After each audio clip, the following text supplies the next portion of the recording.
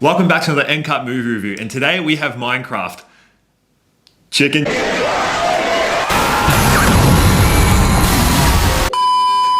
usually at the start of our reviews we jump into the plot, but for this movie there essentially is no plot, because watching this movie you realise that the makers of this movie have essentially tried to create doom scrolling on TikTok, where every 30 seconds something pops up new on the screen to keep the attention of the audience that's going to be watching this movie, which is mainly... What'd you say? What? Quicker. 30 seconds quicker, what? Literally. And of course, we had to go see this movie at 9 AM in the morning because everybody knows you get chicken jockeyed otherwise. Now in Australia, it hasn't really hit as much, a little bit, not as much as what it has been in America and other countries, but we still didn't want to take that chance. So we went and saw this movie at 9 AM, and obviously leading up to this movie, all you were hearing about was chicken jockey. You were seeing the videos online, you were seeing all of the stuff with Jack Black acting like an absolute...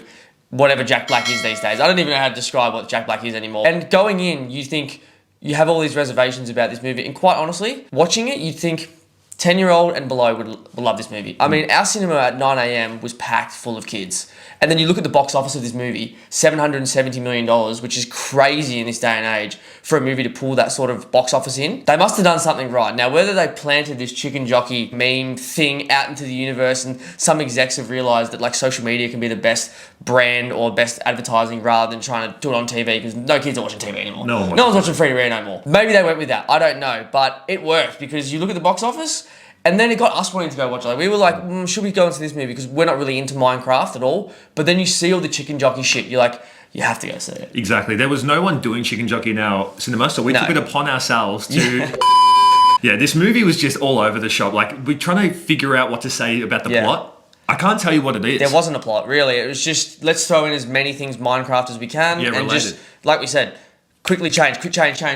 Keep that attention span going of whoever's watching this movie, because everyone's attention span is fried. And I'm sure that people who go watch this have played Minecraft. We went and watched it, and we haven't played it at all. We don't even know anything about it. So learning about it while watching it was actually kind of interesting. Yeah. But you did think, what the is going on? Because I seriously have no idea what half of these things are. Why are zombies coming out in the middle of the night? Why are skeletons coming out in the middle of the night? Why are they riding spiders? I don't know. Yeah. And I kind of want to know. The biggest carrier in this film to me, acting-wise, was Jack Black. Yeah. Like he, for some reason... Is he acting? I don't even know if he is acting. He's probably just playing himself. This is just Jack Black. He's just taken a leaf out of Dwayne and Kevin's book and just become himself in every movie these days. But Jack seems to be the only one on screen that can act in a green screen room and look real to me. Like he will look at something that's not there and it's there. You couldn't tell the difference between whether he's in a green screen room or if he's like actually looking at whatever the characters were. Yeah, exactly. Like he's acting for that, he's perfect, but it's just so over-exacerbated. It's always like theatrical. And yelling. Lots of yelling. He was just yelling his whole movie. The entire movie. Yeah.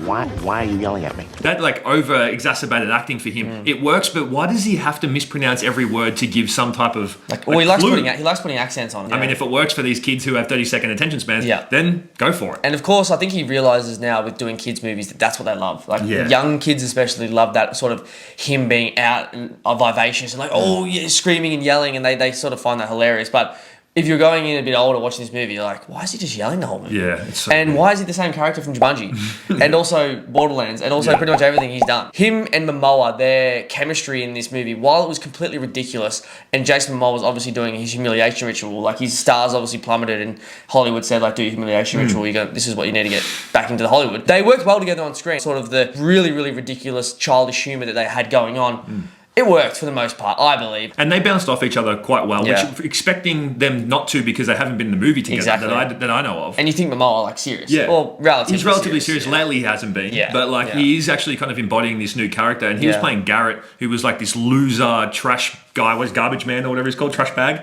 What was he called? I don't think he was a loser. I think he was kind of, cool. I like arcade games. I think they're pretty cool. Everyone thinks they're cool, but, like, when you go into his... Game of the year, 1998? Yeah, exactly. I don't think about it, though. 89, whatever he was, I don't think about it, though. Garrett the Garbage Man Garrison. Game of the Year 1989. Whatever. I barely think about it. Yeah, like he's not a loser to everyone in the movie, but he is everyone, you know what I mean? Yeah. So he played that character quite well, and then Jack Black being Steve. I'm Steve. I'm Steve. I think also, like, even when we're talking about, like, the meme side of this movie, like, look at what Josh just said, that I am Steve. It has literally, the meme culture has embodied this movie So much so to the point where we don't even know anything about Minecraft, and where he's dropping quotes of like the memes. If this was some sort of an experiment by Hollywood to see like how well social media can really blow up a movie, it fucking worked. Yeah, it really And does. I think a lot of execs from now on will be looking at something being like, how can we drum up A meme. A meme.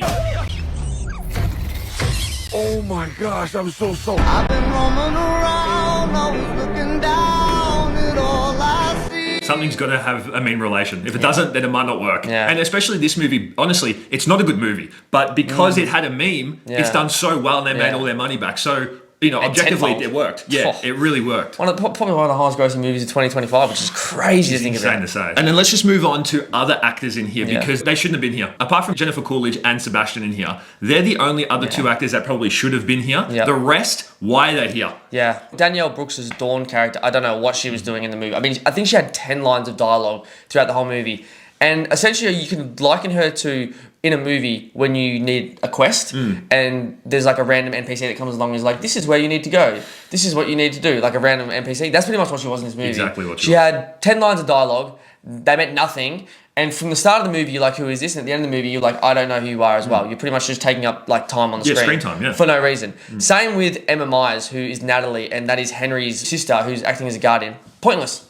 She had 4 lines of dialogue, and her lines were, Henry! Yeah. Next scene, Henry! Next scene. Like, that's all she did. Henry! That was it. That was it. And at the very start, it was building her up to Yeah. have some type of emotional connection. She lost Nah. her mum and it was something was going on and she was meant to be the guardian. And then it just dies in the ass Yeah. once they go into the world of Minecraft. Yeah, they could have cut Natalie out, and they could have cut Dawn out, Yeah. and just had Henry going into the Minecraft world with Jason Momoa's character and Jack Black. Yep. The film would have worked perfectly. It would have been the exact. It actually would have been the same exact same film. film. Exact Yeah. same So film, yeah. they had 10 lines of dialogue. They're on the screen for probably 7 minutes total. Don't know why they were in there. And Jennifer Coolidge is like, she was the vice principal or something of the school that Henry went to, and she would pop in every now and again for just some comedic relief, comedic timing. Yeah.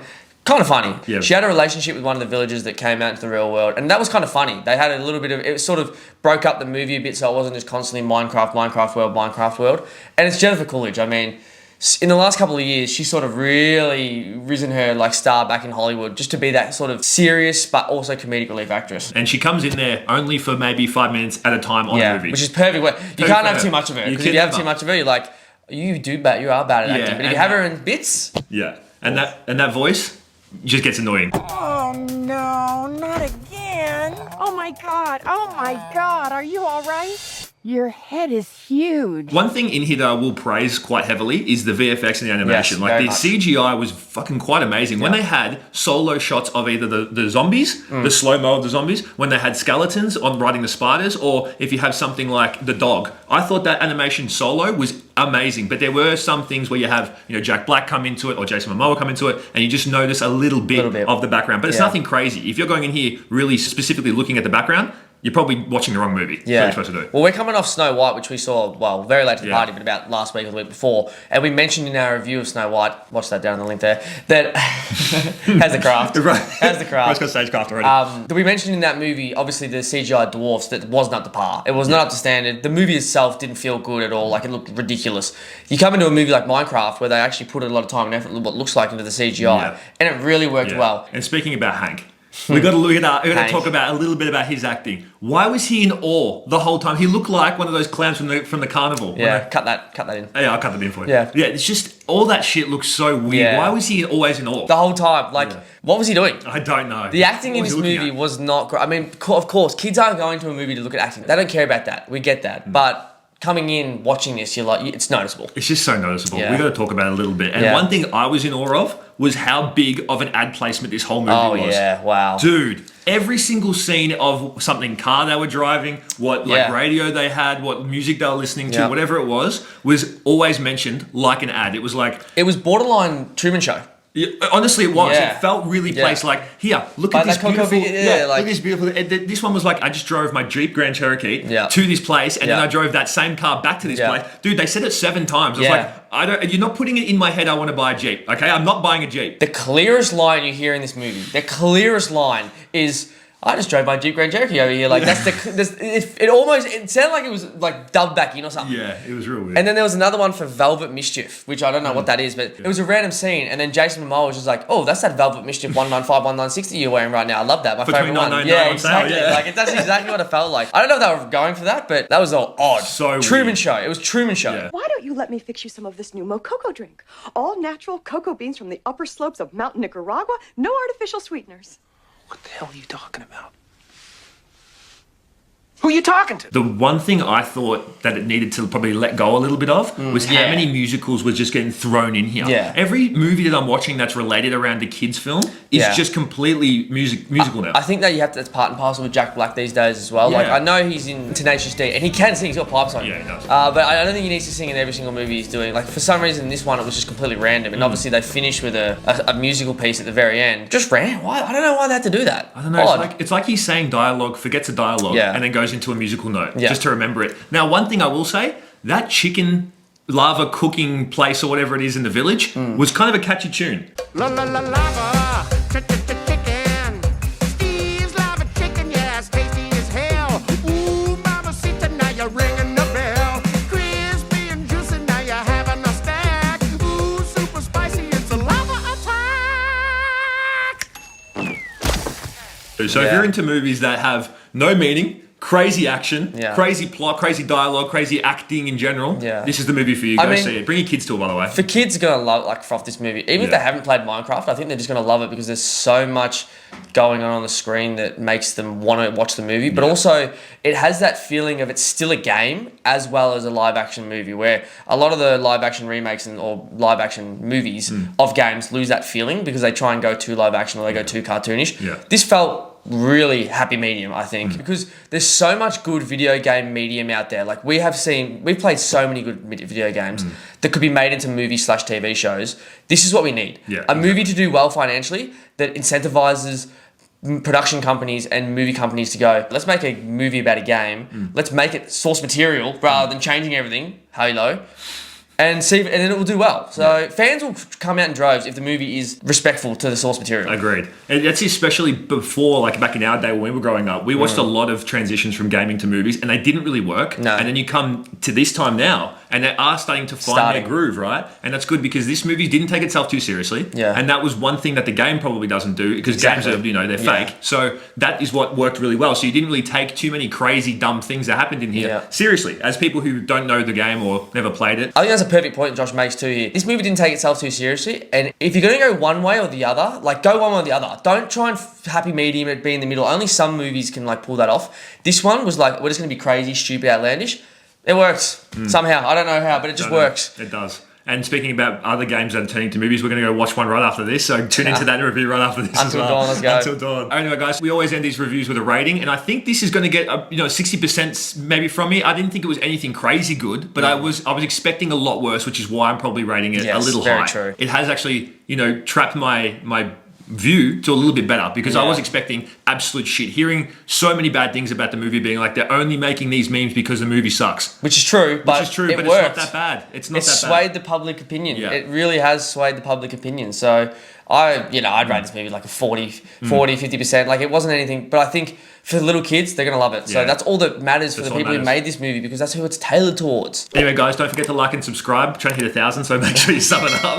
We're going to be saying that a lot. I'm going to say that, for the next 20 videos, we got this shit. Question of the day, what's your favourite video game film adaptation? Mine would have to be Resident Evil. Done. Any other games that have been adapted? Yours is Doom, mate. Talk about games that... You never played the game. I did play the game on Nintendo. I didn't play it on anything else, a console or whatever. Yeah. Actually, that's a fucking great point. Go watch Doom. We're gonna do I'll do a solo review. I don't give a shit. I love that fucking movie. Anyway, guys, been another NCUT movie review. Peace, we out. Peace. And cut.